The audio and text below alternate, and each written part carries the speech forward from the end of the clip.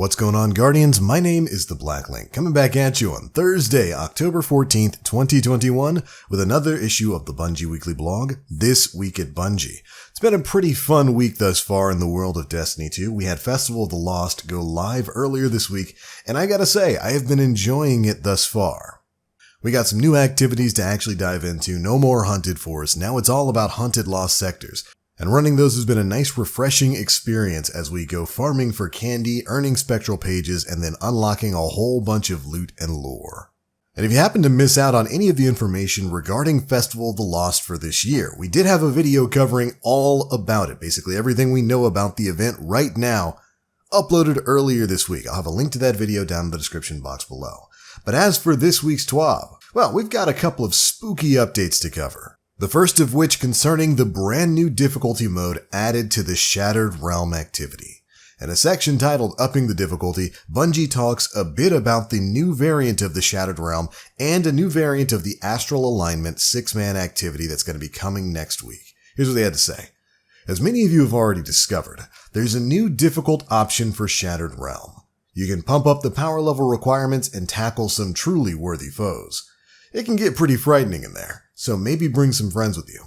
The chests are dropping high stat gear, so it's certainly worth your while. Next week, our 6-player activity is also getting a new difficulty. Astral Alignment is about to become a little more spicy. The recommended power is 1320, and there are going to be additional modifiers each day to keep things interesting. Loadouts are locked, so pick your weapons wisely. Also, failing to complete or wiping as a team sends you back to orbit. So, don't die.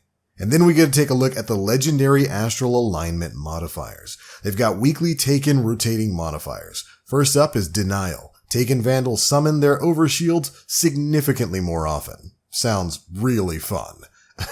Next up is Epitaph. Taken combatants generate Blight Geysers when defeated. And then finally, Empath. Enhanced radar, but you take increased damage from melees.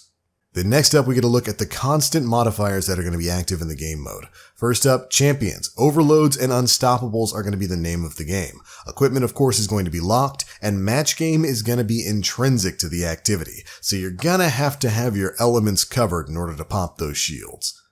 So, what do you get for overcoming these extra challenges besides bragging rights? Well, there will be an extra bonus chest waiting for you at the end.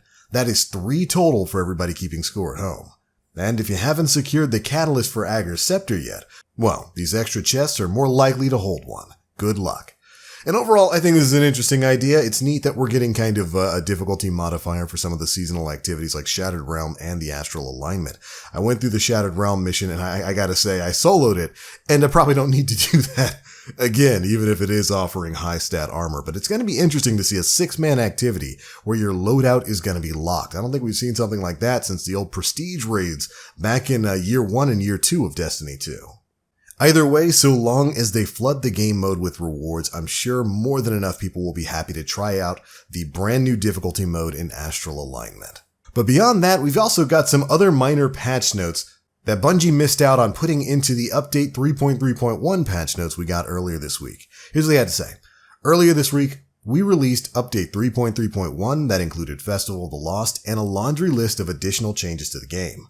We missed a few changes in the patch notes and wanted to set the record straight here. First up, they fixed an issue with Hawkmoon's paracausal shot not getting bonus damage. Note, the temporary fix for this means that you will once again lose the buff if you pull out your ghost on the final round. This will be fixed in a future update. And of course, this has to do with the previous bug with Hawkmoon that was allowing you to essentially pull out your ghost and refund that enhanced final round indefinitely, so long as you had some hand cannon holster mods on. So they got that fixed, but it broke the paracausal round shots. Now they're finally getting that perk fixed, so you can actually get your bonus damage on Hawkmoon again. Next up, they fixed an issue where the firing line perk was not giving the intended 20% damage buff, and they fixed an issue with the new Monte Carlo ornament, Western Front, causing the weapon to have increased recoil. Next, they fixed the Ariana's Vow ornament Bound by Oath so that it shows the first glance perk status correctly.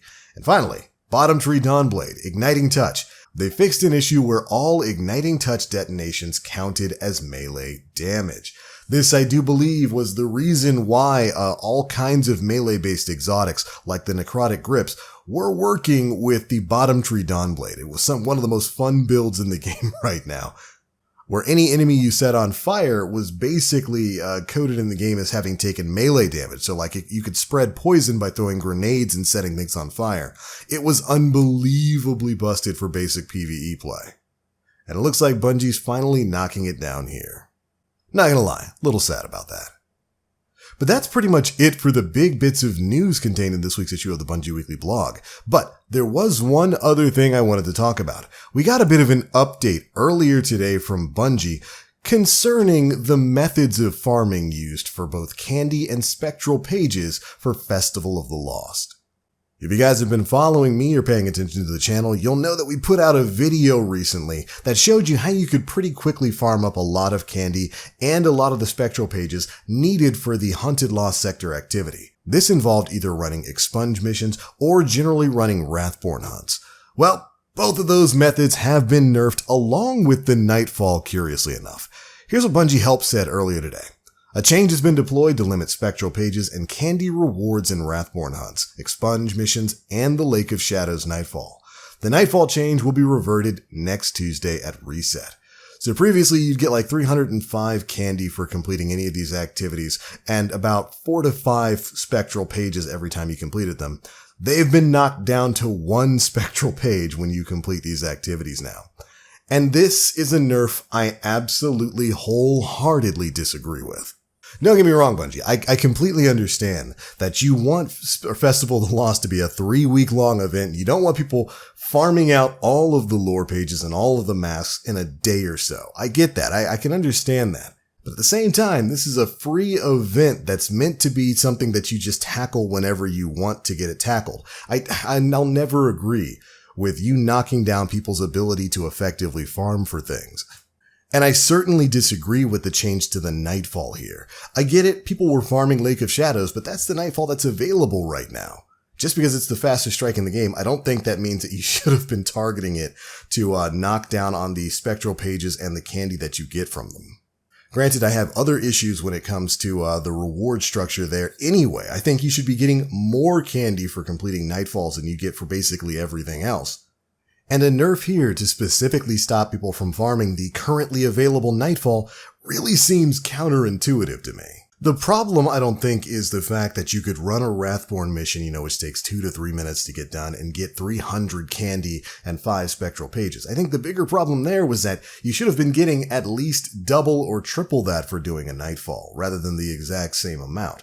And it's really going to feel bad next week when the next Nightfall strike drops and it's not the Lake of Shadows. And we're still stuck running a 10 to 15 minute strike for the exact same amount of candy that we were getting now. Especially if you're going to be running that on a higher difficulty. There are people who are still farming Grandmasters right now and getting the exact same amount of rewards that you would get for running Wrathborn hunts or expunge missions, or Lord forbid, it's going to be better off just sticking to public events now. You're going to be able to farm way more candy just doing that than you would by going and running the Nightfall. It didn't feel good, and I don't think that nerfing these activities was the right move. It's a free seasonal event. I think you should let people play whatever content they want. If you have the people out there who want to farm expunge missions and Wrathborn hunts really, really quickly so they can get all this stuff, I think you let them do it. You let them grind and play the game. Yeah, sure, I get it. The event is live for 3 weeks and they want it done over a 3-week period. But honestly, who's going to be playing Festival of the Lost non-stop for the next 2 weeks? I know I'm not going to be. And I'm especially not going to be after this change. I think that's actually the more likely scenario here. So many people were already farming this stuff and happy farming it. There was universal praise for Festival of the Lost until this moment. I think what Bungie is risking here now is a lot of those people saying, oh, well, they took away all the decent farming methods, or rather nerfed all the decent farming methods down a bit. I'm just going to go play something else. I mean, Metroid Dread is right there looking at me. I mean, I don't know. I just don't like when Bungie does this sort of thing. It's like the old Sonic meme of knocking down the hammer saying no fun allowed.